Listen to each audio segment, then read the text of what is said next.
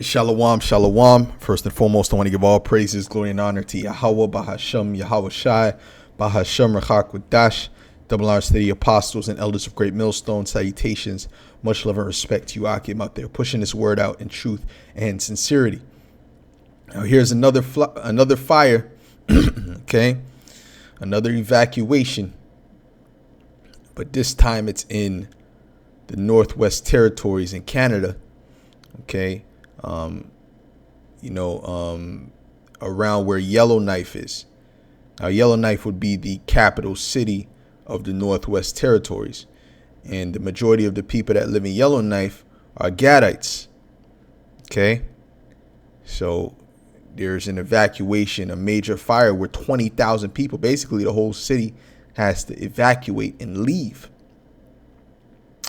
Now, what's interesting about this situation is that this is a place with the most gold reserves in Canada.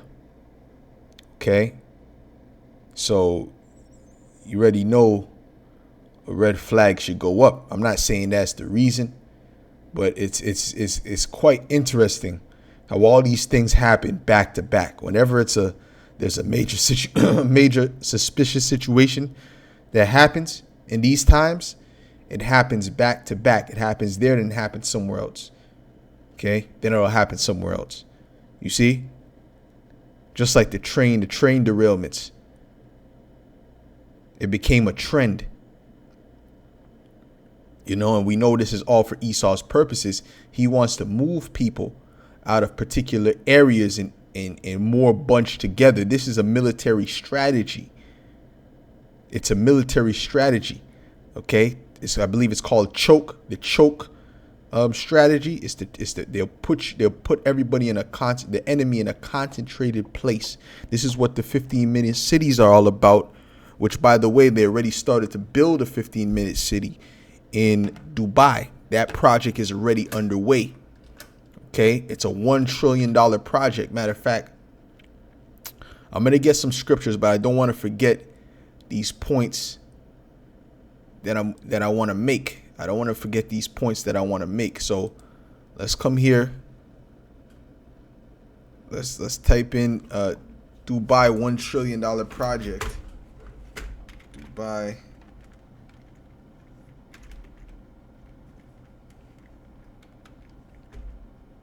$1 trillion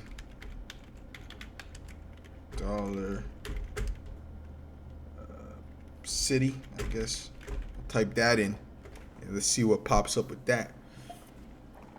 Okay, so boom. The Saudi Arabia's $1 trillion skyscraper, which this skyscraper is a city. Okay, and we're gonna go into a Saudi's $1 trillion plan. Is it really possible? Okay, I really want to watch a short of it. The line, Saudi Arabia's $1 trillion skyscraper. Now let's go into that. Saudi Arabia is building a $1 trillion skyscraper called the Mirror Line, and it's under construction now. Recent drone footage shows a massive line being dug out across the desert. When finished, the line will be two 1,600 feet buildings stretching 170 kilometers across the desert. That's like building 2,000 One World Trade Centers next to each other twice. The line will have vertically layered homes, offices, schools, and parks, and even include a high-speed rail system taking people from end to end in just 20 minutes. The initial construction began in October 2021, and it is expected that residents will begin moving in by the year 2030. Saudi Arabia's goal is to compete with travel hotspots like its Gulf neighbors of Dubai and Abu Dhabi. The line is just one part of the $1 trillion NEOM project that will include the line, the Oxagon, and Trojena. Oh, excuse me. It's Saudi Arabia. Salaki, I said Dubai. Saudi Arabia. So we know Esau, he works with the Saudis. As a matter of fact, a lot of those Saudi Arabians that rule that area, some of them are Edomites. Okay, so this is nothing more than the 15-minute cities. And notice it's in the desert. Because if that's the case, you have to depend on whoever's bringing in the supply. Okay, you can't get fruits off the tree or grow your own trees and things, grow your own garden or whatever the case may be, because you're in the middle of the damn desert. All right. So you're going to have to rely on importation. You're going to have to rely heavily on the government, this is what they want. Okay. Because when you rely on them, you have to play by their rules. Okay. So going back to this Yellowknife situation. All right. They're being evacuated. All right. And I'm going to play this video. Parts of Yellowknife are now under evacuation alert. Cam Lake and Grace Lake are now under evacuation alert. This is the first time that any evacuation alert or order has been made for the capital city of Yellowknife. Due to a heightened risk from the Bechico Yellowknife wildfire ZF015, which is encroaching dangerously close to Yellowknife, Cam Lake and Grace Lake would be one of the first places that wildfire would meet, and so they are being put on an evacuation alert. Not order, alert. If they were to be put on an order, that doesn't necessarily mean that they would also be sent down south. They could go to other parts of the city, such as the multiplex, where evacuees could gather safely, hoping that the fire does not come closer to Yellowknife. I am so incredibly grateful to see so many major news organizations starting to pick up this story, and the just amazing journalism that is coming out of Cabin Radio. We just have to continue to make sure that we are still talking about this, that the residents of the Yellowknife and the Northwest Territories are not forgotten, and that we are giving them as much aid as possible. Okay, now parts of Yellowknife are now under Salakia. Now dealing with the alert. Okay, it always starts off as an alert and a suggestion, right? Until it's in your front door. So if these people are smart, okay, if they and they seen what happened in Hawaii, how they say it, Hawaii, right? They should make a move. Really, that was in Maui, which is right next to it, island that's in that area. Okay, they should make a move. All right. You see, but then again, it is what it is. You know what I'm saying? It is what it is. You do what you want to do. But yeah. So now let's go to another video. And then I'm gonna get a couple scriptures. I mean, I could get this video too. Let's get this video. I'm hearing from some people on the ground here that they are cautiously worried about the city of Yellowknife's evacuation plan. What it is exactly, the details to that, there hasn't been too much details released just yet. I'm also hearing from people that a lot of them actually are leaving the city today, Hannah. In fact, a lot of people are at the airport right now. People who are trying to book flights out of Yellowknife to go south on Air Canada, well, those ticket prices have shot way up. People who are leaving on the highway, they are being asked to prepare in case they need to be stopped for some time. And as well, not just those folks who are leaving, but people here in Yellowknife, as well as in other communities that are being impacted by wildfires, they are being told to be ready in case they too get an evacuation alert. I'm hearing right. So you got people evacuating, and there's certain people, right? Based upon reports, there's certain people that are leaving and they don't even know where to go. They're just leaving, and they don't know where they're gonna go. They just know that they have to get out of that area because they seen what happened in Hawaii and on the island of Maui, man. You see what I'm saying? Okay, and you can see in the background that the air quality is bad. You can see that's from the fire, similar to what was going on out here in Montreal and what was going on in New York, that yellowish tint to the sky. So anyways, let's get some scriptures. This is 2 Ezra 2, 2 Ezra 5, excuse me. In verse 8, it says, "There shall be a confusion also in many places, and a fire shall be oft sent out again." Right? And we could clearly see that the fire is being sent out constantly. We're seeing constant fires, even the ones that are not being reported. Right? Fires are on a way higher level than it was before. And that's the Most High, first and foremost, Yahweh, okay, through his son Yahweh Shai, through Esau Edom, which is the left-hand side. Okay, the Edomite, the so-called white man, he was set up to be the wicked and to bring in death upon the earth on a higher level.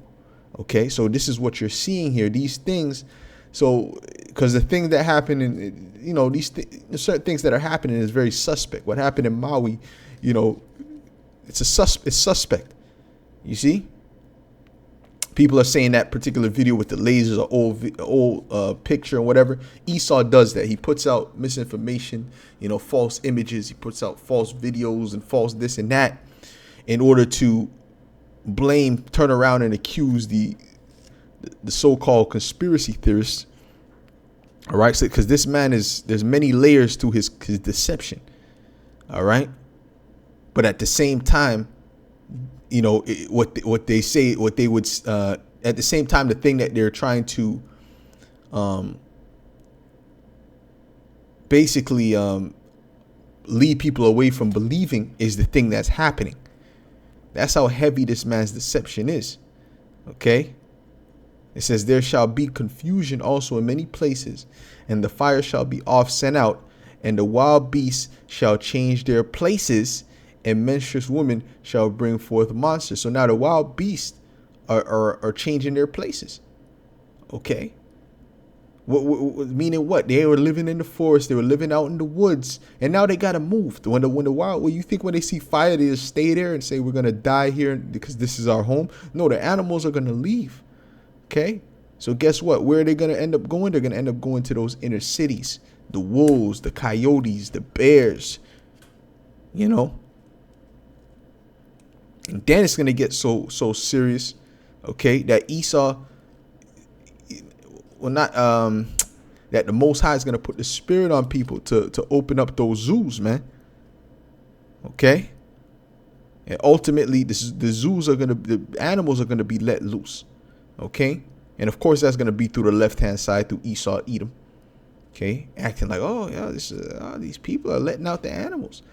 Right. Which they did something like that in France.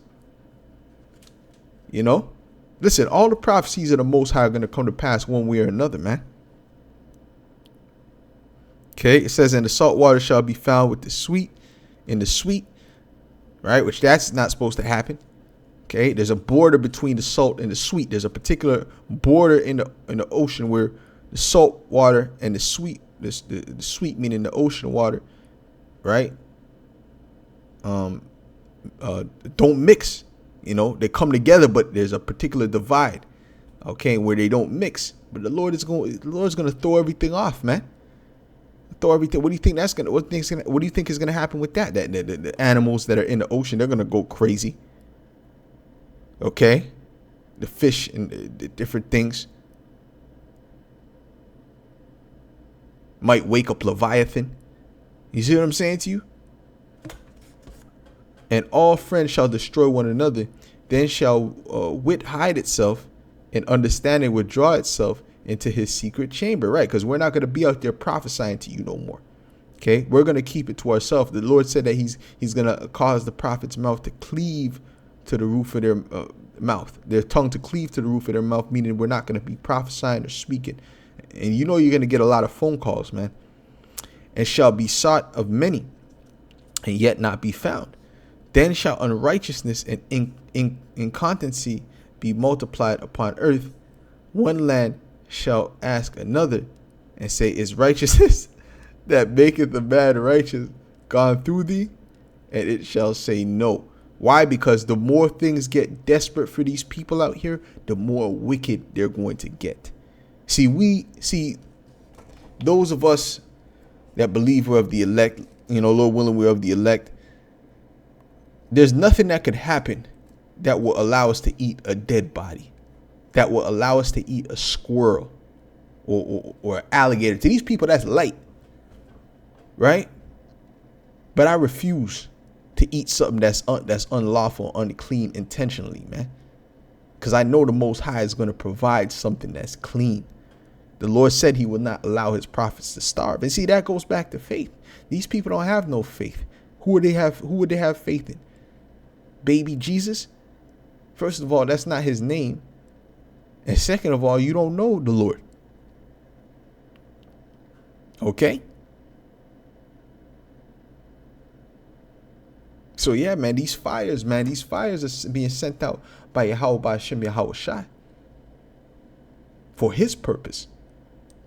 This is, even though Esau has his hand behind these things, it doesn't matter. The Most High still controls Esau. That's what you have to understand. This is Psalms 148:7. It says, "Praise Yahweh from the earth, ye dragons and all deeps. Fire and hail, snow and vapor, stormy wind, fulfilling his word." You see? So the reason why that fire in Maui was so bad was because of the winds, the hurricane, where the Lord made that come at the right time. Okay? Mountains and all hills, fruitful trees and all cedars, beasts and cattle, creeping things and flying fowl, kings of the earth and all people, princes and all judges of the earth, both young men and maidens, old men and children. Let them praise the name of Yahweh. Oh, well, what is his name and what is his son's name? Let them praise the name of Yahweh, by Hashem Yahweh Shai, for his name alone is excellent. His glory is above the earth and heaven. So that's it. So that's it, man. So the Lord is the one that's sending forth these things. The Lord is the one bringing these things for the purpose of judgment. And trust me, you people have not seen anything yet. Believe me, when this thing gets really, really going, you're gonna wish that you were not living on earth. This is Amos 3:6. It says, "Shall a trumpet be blown in the city, and the Lord not? Shall a trumpet be blown in the city, and the people not be afraid? Shall there be evil in a city, and Yahweh hath not done it?" The answer is no. The Lord is the one that makes all these things come to pass. Okay? Everything is controlled by him. Once you understand that, you understand that you have to get on his good side. This is Proverbs 30:14. It says, "There is a generation whose teeth are as swords." No, matter of fact, let's go down to verse 15. It says, the horse leash had two daughters crying, "Give, give." There are three things that are never satisfied. Yea, four things say not, "It is enough." The grave, because people are always dying, so the grave is never satisfied, which that's where you get the concept of hell from. Hell is not a place where you burn forever. Hell just simply means the grave. Sha'al. Matter of fact, let's look this word up real quick and see if it's sha'al in the Hebrew, because that's the same word for hell. Yep, look, sha'awal. Sha'awal. Okay? Simple. Okay, so that's what hell is. Hell is nothing more than the grave, but it could be translated to a condition. There's certain times in the scripture where it's speaking about a particular condition. Okay, like when Jonah was in the belly of the fish, he said he was in hell for 3 days. Unless you're telling me hell is in the belly of a fish somewhere. Okay, it says the grave and the barren womb, right? The barren womb, oof, goodness gracious, right? Because when a woman can't have children, she just can't have children, man. All right? It says the earth that is not filled with water, right? Because matter of fact, the water is constantly being produced deep down in the sea, and the fire that saith not, "It is enough." See, so the fire doesn't stop either. The fire doesn't have a chill period either. Okay, the fire will keep going and devouring. You see what it did to that island, Maui. Okay, it will keep devouring, and the Lord is going to be using that in these last days, man. A lot. There's going to be a lot of fires going on, and they're going to blame it on climate change and this and that. Well, that's the devil for you. Esau, what was Esau put on the earth for? He was put on the earth to deceive. You don't understand that? You understand that Esau's ruling for the purpose of deception? And if he wasn't deceiving, guess what? He wouldn't be doing his job as the devil, as the adversary of the Most High and his people, man. This is Psalms 144 and verse 6. It says, cast forth lightning and scatter them. Shoot out thine arrows and destroy them. Send thine hand from above. Rid me and deliver me out of great waters.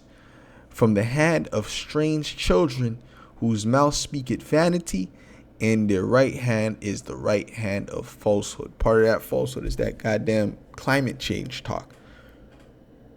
All right. Guess what? If the climate was changing, right, naturally, then guess what that is? That's the Most High's judgment. You see?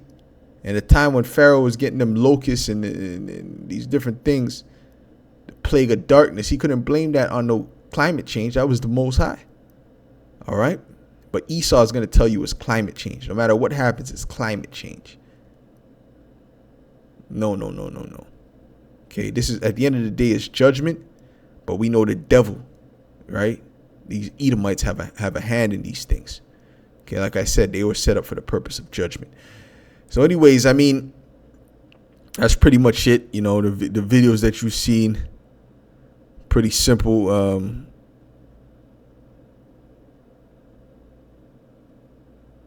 What's this about? Let's hear this real quick, and then I'm gonna close up.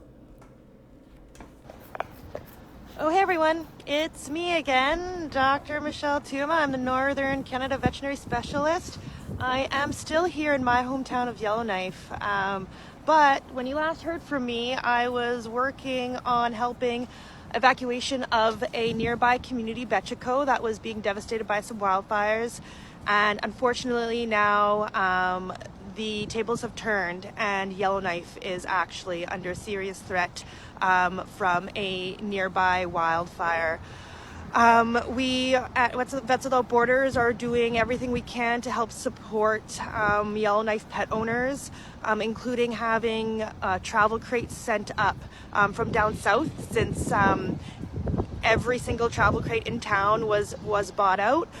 We're also working with the NWT SPCA, our local partner here in Yellowknife, who is helping to secure some temporary locations where evacuated pets can be housed. So I'm just here unloading some supplies from my vehicle and leaving them on one of our temporary lots here. Okay, so they're trying to figure out how to get their pets out with them.